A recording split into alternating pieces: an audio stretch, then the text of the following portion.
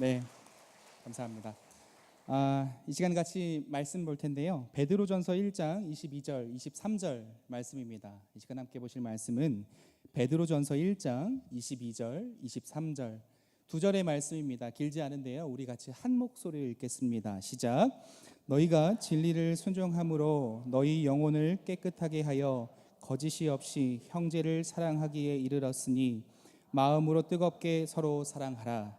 너희가 거듭난 것은 썩어질 씨로 된 것이 아니요 썩지 아니할 씨로 된 것이니 살아있고 항상 있는 하나님의 말씀으로 되었느니라. 아멘. 오늘 어머니 기도에 나오신 모든 어머님들을 환영하고 축복합니다. 오늘 이 시간 행복하자라는 주제로 강의 전할 때에 모든 어머님들에게 큰 위로와 감사가 넘치길 소망합니다. 벌써 시간이 한참 지났지만 2010년도에 참 충격적인 사건이 있었어요.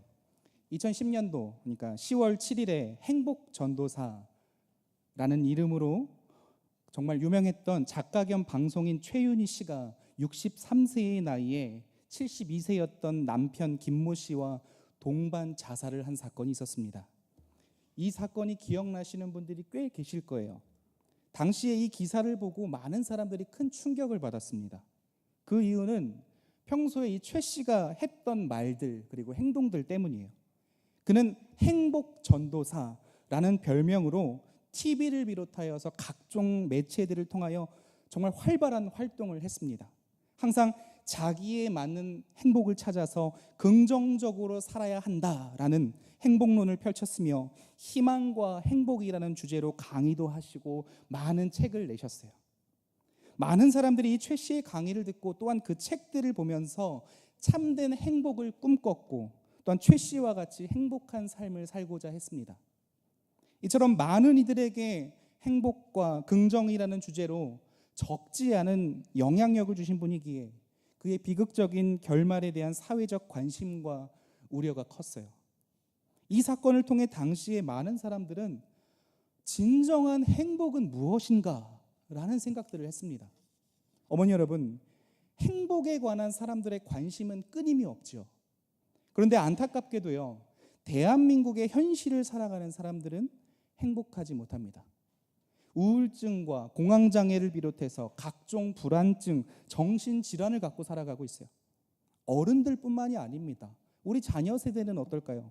얼마 전에 보도된 바에 따르면 우리나라 어린이와 청소년이 느끼는 주관적 행복지수가 OECD 국가 중에 최하위인 것으로 조사가 됐어요.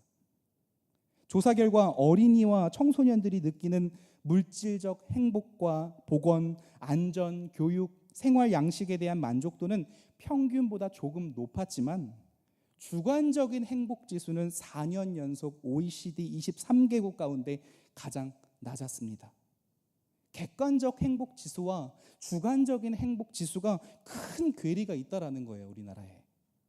또한 조사 가운데 가장 충격적이었던 것은요, 상당수의 초등학생이 가출과 자살 충동을 느꼈다라는 겁니다. 이 조사를 보면서 정말 큰 충격을 받았어요. 초등학생인데 가출과 자살을 생각한다니 참 안타까운 사실이죠. 사실 단순하게 지금의 시대적인 모습을 보면 이해하기가 쉽지는 않습니다. 지금의 시대는 우리 부모들이 자라나던 시대보다 월등히 좋아졌어요. 생활을 함에 있어서 모든 것이 편리해졌고 빠르고 깨끗합니다. 우리 자녀들은 부모 세대보다 훨씬 더 좋은 환경에서 지금 자라나고 있어요. 조금 나이가 있으신 부모 세대가 겪었었던 것만큼 지금의 자녀들은 전쟁의 위협에 시달리지도 않고 보릿고개의 눈물겨운 시절을 겪지도 않습니다. 저희 교회 주일학교 아이들만 보아도 그 삶이 참 풍족하구나라는 것을 느끼게 돼요. 제가 어릴 적만 해도 교회에서 작은 간식 하나만 아이들에게 준다라고 하면 아이들이 정말 좋아했어요. 다니는 교회에서 간식을 주니까 학교 친구들 사이에서도 어깨에 힘을 주고 자부심을 갖고 전도를 했었습니다. 또 교회에서 달란트 시장, 여름 성경학교를 비롯한 각종 행사를 하면 정말 주위에 많은 아이들이 교회로 나와왔었어요. 다른 곳에서는 누릴 수 없는 좋은 것들이 교회 안에 있었던 거예요. 부모님들도 자신의 집에서 해줄 수 없는 좋은 것들을 교회에서 해준다고 하니까 자신은 비록 교회에 가지 않을지라도 자녀들을 교회로 보냈었습니다. 어릴 적에 그런 식으로 많은 친구들을 전도했던 기억이 납니다. 그런데 그리 오랜 시간이 지나지 않은 지금의 모습은 어떨까요? 교회에서 아이들에게 간식을 줘도 별로 감흥이 없습니다. 이게 뭐예요? 이런 거 안 먹어요. 이런 소리. 또 부모님들은 자기 자녀에게 불량식품을 주지 말래요. 교회에서는 달란트 시장, 수련회를 비롯해 각종 자녀들을 위한 행사를 많이 준비하지만 시시하다라고 말합니다. 교회에 굳이 가지 않아도 교회보다 더 재미있는 게 많다는 거예요. 이처럼 정말 짧은 시간 동안 수많은 변화가 이 나라에 일어난 겁니다. 우리 자녀들이 누리는 것들이 이렇게 달라졌어요. 정말 풍요롭죠. 그런데 문제는 뭘까요? 이 나라가 이만큼 풍족해졌는데, 우리 자녀의 환경이 이만큼 풍족해졌는데 우리 자녀들이 행복하다라고 생각하지 않는다라는 겁니다. 또 행복해하지 않는 자녀들을 보면 우리 부모님들도 당연히 행복하지가 않죠. 끼니를 굶으면 어떡하나라는 고민을 하지 않는데 행복하지가 않습니다. 여러분, 인간마다 누구나 다 평안하게 살기를, 행복하게 살기를 소망합니다. 각자의 삶의 목적은 다 다를지라도 그 근본은 거의가 다 같아요. 즉 좋은 성적을 따는 것, 좋은 직장에 갖는 것, 좋은 배우자를 만나서 결혼하는 것을 비롯한 수많은 삶의 목적, 그 근본에는 행복하기 위함이다라는 것이 있습니다. 행복하려고 좋은 성적을 목표로 하는 것이고, 행복하려고 좋은 직장에 가려고 하는 것이고, 행복하려고 좋은 배우자를 만나서 결혼하려고 하는 것이 아닙니까? 또한 교회를 나와서 신앙생활하는 것 역시 하나님을 믿음으로 신앙생활함으로 행복하고자 하는 거예요. 그 누구라도 불안하고 고통스러운 인생을 살고 싶어 하지 않습니다. 이것은 남녀노소뿐만 아니라 교회를 다니는 신자나 그렇지 않은 불신자나 세계 수많은 인종의 사람들 모두가 다 마찬가지예요.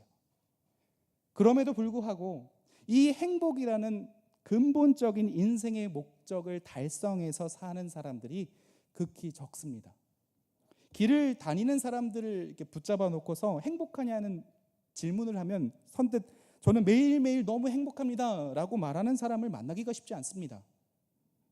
그렇다면 우리를 이렇게 불행하게 만드는 그 불행의 뿌리는 어디에 있을까요? 실제로 이러한 불행의 통계가, 행복하지 않은 통계가 우리나라에서 자꾸 일어나니까 많은 전문가들이요, 그 원인을 조사했어요. 과거 전문가들의 발표를 살펴보면 대다수의 결론이요, 인류의 모든 불행의 원인이 외적인 데 있다라고 봤습니다. 가난이 끊임없는 고통의 원인이고 물질의 부족이 수많은 사람들의 삶을 불편하게 만든다라고 생각했어요.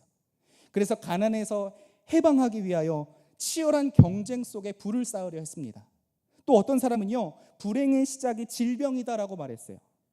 사람들이 훨씬 더 긴 수명을 누릴 수 있음에도 불구하고 질병으로 인하여 단명하니까 사회와 가정에 영향을 끼쳐서 그 삶이 불행하다라고 봤습니다. 또 어떤 게 있을까요?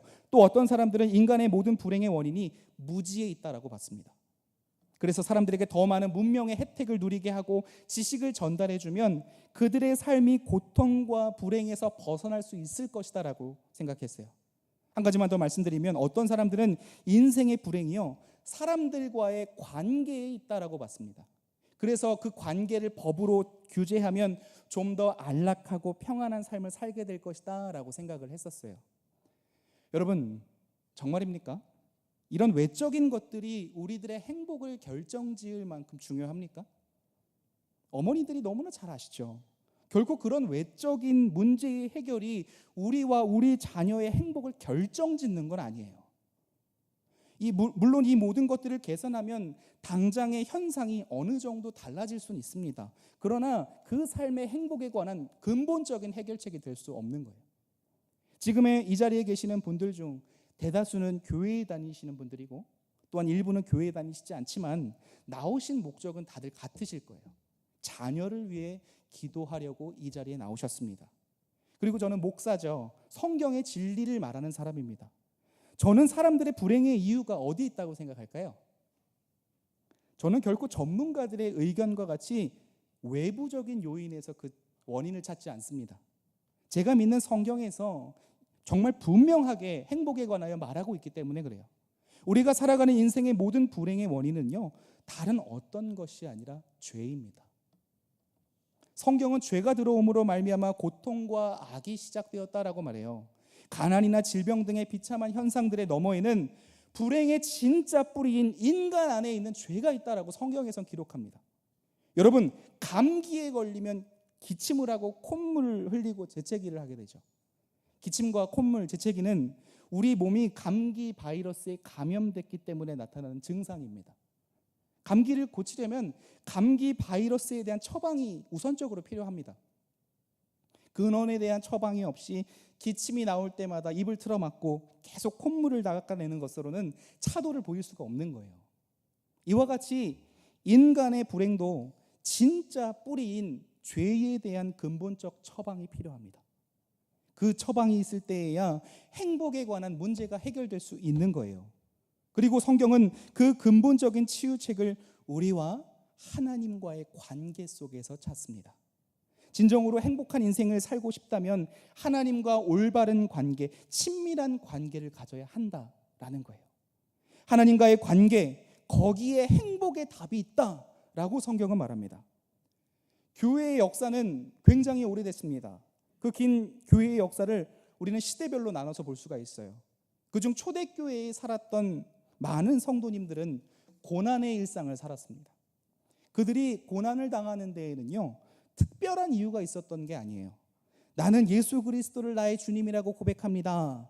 이렇게 고백하는 순간 갖은 고초를 당했습니다. 박해에 시달려야만 했어요. 그 고난의 정도가 그냥 욕을 먹고 사회적으로 매장당하는 수준이 아니었습니다. 예수를 믿는다는 그 사실 하나 때문에 당시의 성도님들은 사자굴에 던져졌고 산채로 화형을 당했어요. 정말 당시에 많은 성도들이 신앙과 목숨을 바꿔야 하는 상황 속에 살았습니다. 그런데 그들이 고난을 당하지 않고 다른 이들처럼 평범하게 사는 것은 어려운 일이 아니었어요. 나는 예수님을 믿지 않아요. 나는 교회에 다니지 않아요. 이렇게 말하기만 하면은 살 수 있는데 그 쉬운 방법을 안 했어요. 이처럼 믿음을 지키기 위해 정말 죽음을 무릅썼던 사람들, 그들은 세상의 시선으로 보기엔 참 불행한 사람들이었습니다. 정말 미련한 거죠. 아니, 예수님을 믿지 않는다고 말하는 게 그렇게 어려운가? 그 말 한마디만 하면 살 수 있는데 진짜 광신도들이 아닌가? 분명 이런 생각들을 했을 거예요. 예수님의 제자였던 사도 베드로가 이런 형편 가운데 있는 성도들에게 편지를 씁니다. 그 편지에는 놀라운 내용들이 기록되어 있어요. 베드로 사도는요, 고난 가운데 있는 성도들에게 참된 행복에 관하여 말합니다. 예수님을 믿음으로 가든 핍박을 당하는 사람들에게 행복에 관하여 쓰고 있어요. 다가오고 있는 핍박과 고난들을 믿음과 소망을 갖고 참 행복 가운데 이길 것을 강력하게 권면합니다. 지금 직면한 삶의 고난의 이유들 때문에 우리는 결코 불행한 것이 아니다. 어떤 삶의 변화와 어려움 속에서도 우리는 행복한 사람들이다 라고 말하는 거예요. 베드로전서 1장 22절과 23절의 말씀이었죠. 너희가 진리를 순종함으로 너희 영혼을 깨끗하게 하여 거짓이 없이 형제를 사랑하기에 이르렀으니 마음으로 뜨겁게 서로 사랑하라. 너희가 거듭난 것은 썩어질 씨로 된 것이 아니요 썩지 아니할 씨로 된 것이니 살아있고 항상 있는 하나님의 말씀으로 되었느니라. 아멘. 이 베드로의 편지의 내용은요, 당시 고난 가운데 있는 성도들에게 구원의 본질을 떠올리게 하는 거였어요. 우리는 거듭난 사람, 즉 구원을 받은 성도이기 때문에 행복하다. 비록 삶 속에 어려움과 핍박들이 있을지라도 우리는 구원받은 성도이기 때문에 기뻐할 수 있다. 우리는 행복하다라는 것을 가르치고 있는 겁니다. 그렇게 당대의 성도는 자신의 환경을 초월해서 참된 행복을 느끼며 살아갔습니다. 계속되는 핍박 속에서도 진실한 마음으로 자신들이 행복하다라고 느꼈어요. 핍박과 고난 가운데 있는 연약한 사람들이지만 그들이 행복하게 살고 있는 이 모습들을 통해서 우리는 인간의 행복을 생각하게 됩니다. 어머니 여러분, 여러분들이 생각하는 행복이란 어디 있습니까? 편지를 쓰고 있는 베드로는요, 수신자들에게 이렇게 말합니다. 너희가 진리를 순종함으로 너희 영혼을 깨끗하게 하여 거짓이 없이 형제를 사랑하기에 이르렀으니. 당대의 상황을 생각해 보면 이 편지는 정말 놀라운 말씀을 기록하고 있는 거예요. 그들도 똑같이 질병과 가난과 고통에 시달리고 모르는 것이 많고 끊임없이 사람들과의 관계 속에서 갈등을 느끼는 평범한 사람들이었습니다. 그들이 살고 있던 세상은 변하지 않았지만 그들 안에 참된 변화가 있었던 거예요. 참된 행복을 느끼게 된 것이죠. 하나님과의 참된 관계 속에서 그들 안에 참다운 사랑이 가득하게 됐습니다. 그 사랑으로 다른 형제들을 사랑하며 아름다운 교회 공동체를 이루고 하나님과 친밀한 교제 속에 살아가게 되는 것이죠.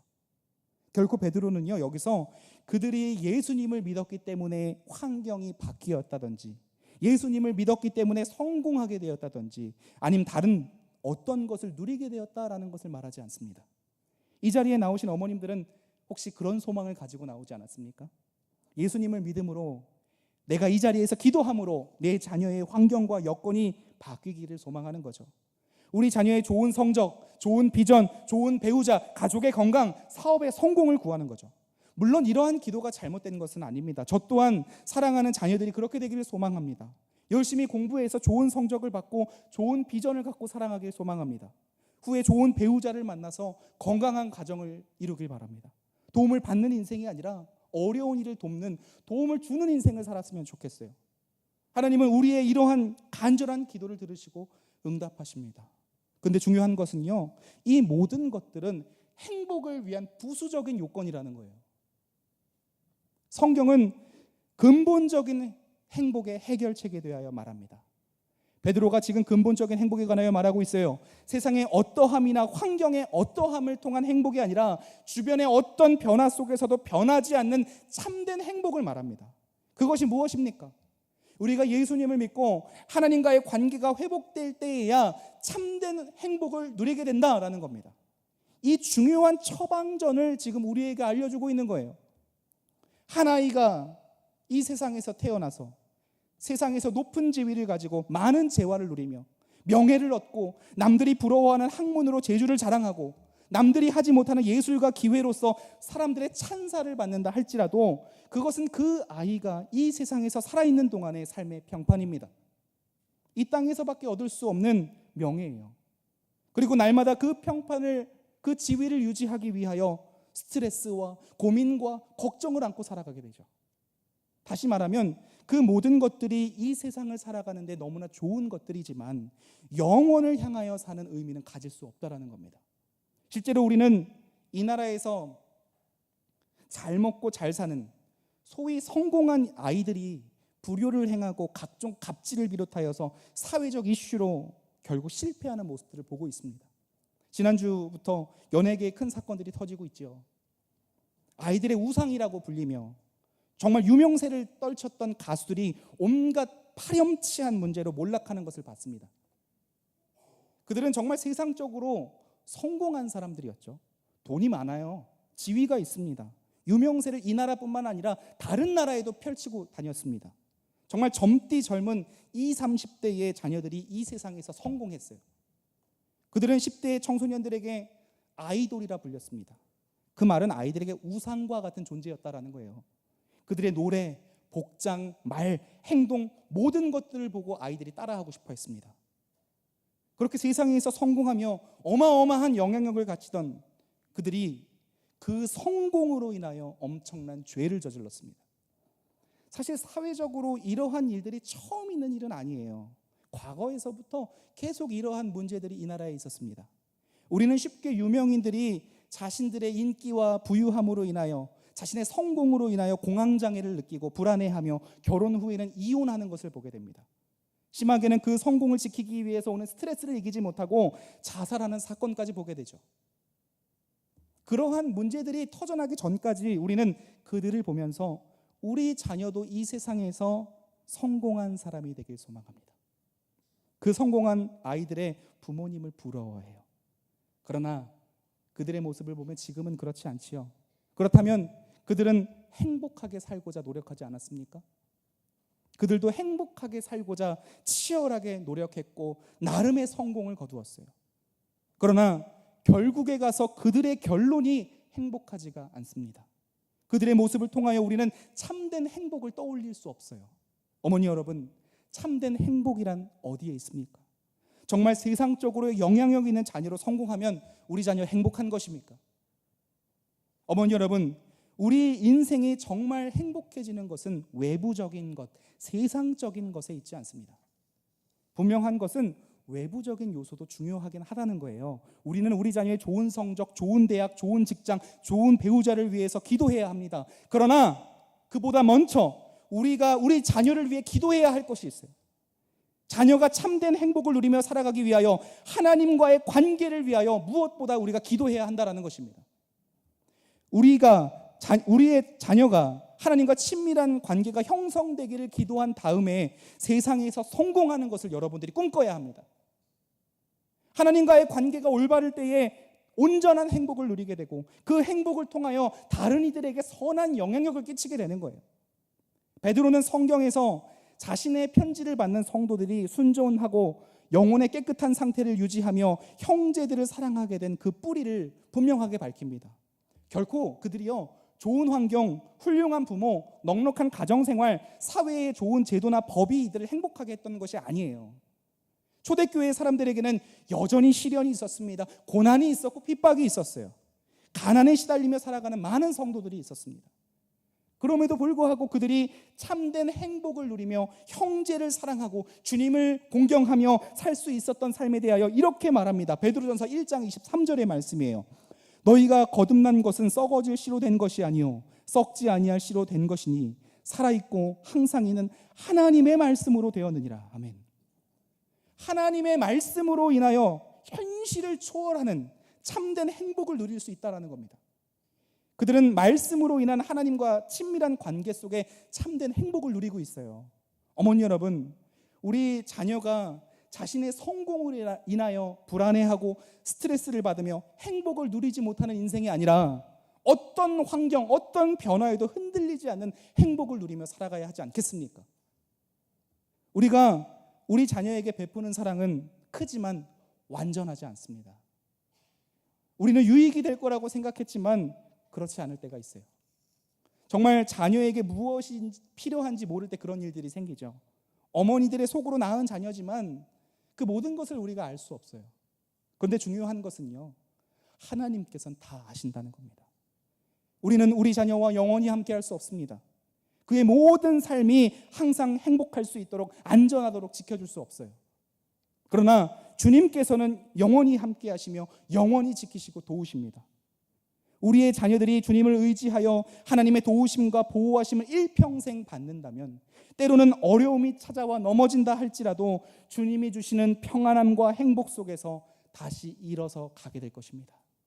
어떤 사람에게는 고난과 고통의 시련이 그를 망가뜨리기도 하지만, 하나님과 올바른 관계를 맺고 살아가는 사람은 그 고난과 고통의 시련이 그를 성장시킵니다. 진정한 행복을 누리는 삶을 살아가게 되는 것이죠. 때문에 우리는 우리 자녀의 그 어떤 성공을 위해서 기도하는 것보다 먼저 더욱 간절하게 하나님과의 관계를 위해서 기도해야 하는 거예요. 어머니 여러분, 참된 행복은 어디 있나요?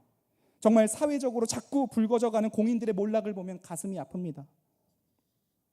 그 사람들도 한 어머니의 사랑하는 자녀입니다.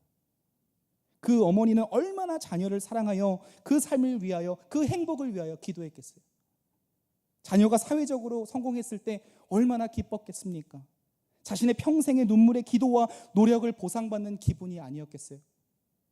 그 어머니들의 가슴은 지금 무너져 내리고 있습니다. 자신이 자식을 잘못 키웠다고, 내 잘못이다라고 이야기할 거예요.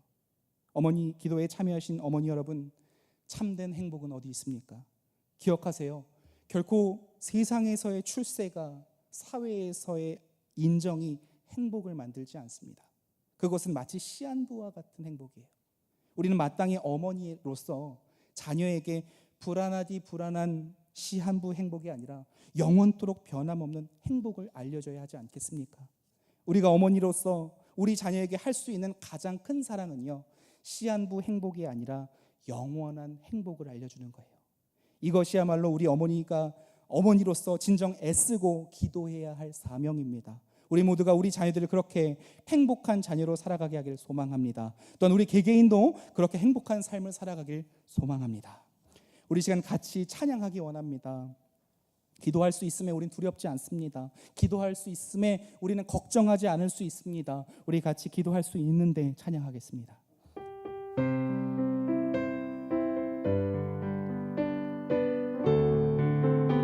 기도할 수 있는데 기도할 수 있는데 왜 걱정하십니까? 기도하면서 왜 염려하십니까? 기도할 수 있는데 기도할 수 있는데 왜 실망하십니까? 기도하면서 왜 방황하십니까? 주님 앞에 무릎 꿇고 강구해 보세요. 마음을 정결하게 뜻을 다하여 기도할 수 있는데 왜 걱정하십니까? 기도하면서 왜 다시 한번 찬양합니다. 기도할 수 있는데 기도할 수 있는데 왜 걱정하십니까? 기도하면서 왜 염려하십니까? 기도할 수 있는데 기도할 수 있는데 왜 실망하십니까? 기도하면서 왜 방황하십니까? 주님 앞에 무릎 꿇고 주님 앞에 무릎 꿇고 간구해 보세요. 마음을 정결하게 뜻을 다하여 기도할 수 있는데 왜 걱정하십니까? 기도하면서 왜 염려하십니까? 기도하겠습니다. 우리 먼저 기도할 때에 오늘 강의